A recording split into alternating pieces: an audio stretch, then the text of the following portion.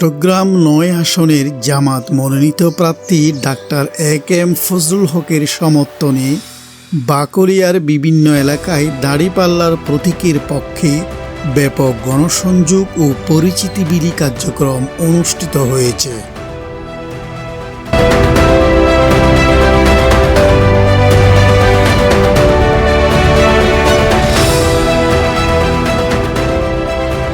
বাকলিয়ার সরসাক্তায় মিয়াখাননগর সেকান্দের chairman ঘাটা, বলিরহাট ওয়াইজের পাড়া, পশ্চিম বাকলিয়ার শান্তিনগর, রাসুলবাগ সুরবি আবাসিক ও মৌসুমী সহ অসংখ্য স্থানে স্থানীয় জামাত নেতৃবৃন্দ ডাক্তার ফজলুল হকের সমর্থনে লিফলেট বিতরণ ও পরিচিতিমূলক কার্যক্রম পরিচালনা করেন।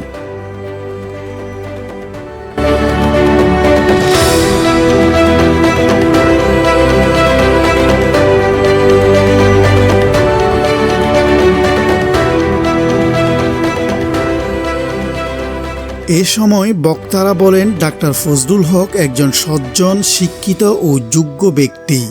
তিনি নির্বাচিত হলে অত্র এলাকার উন্নয়নে কার্যকর ভূমিকা রাখতে সক্ষম হবেন বলে তারা আশাবাদ ব্যক্ত করেন।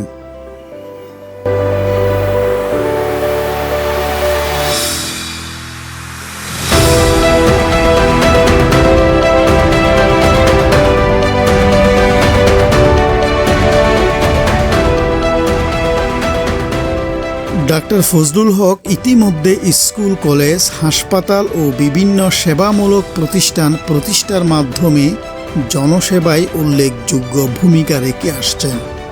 এলাকার সাধারণ মানুষের দোরগোড়ায় শিক্ষা ও স্বাস্থ্য সেবা পৌঁছে দিতে তিনি নিরলস প্রচেষ্টা চালিয়ে যাচ্ছেন।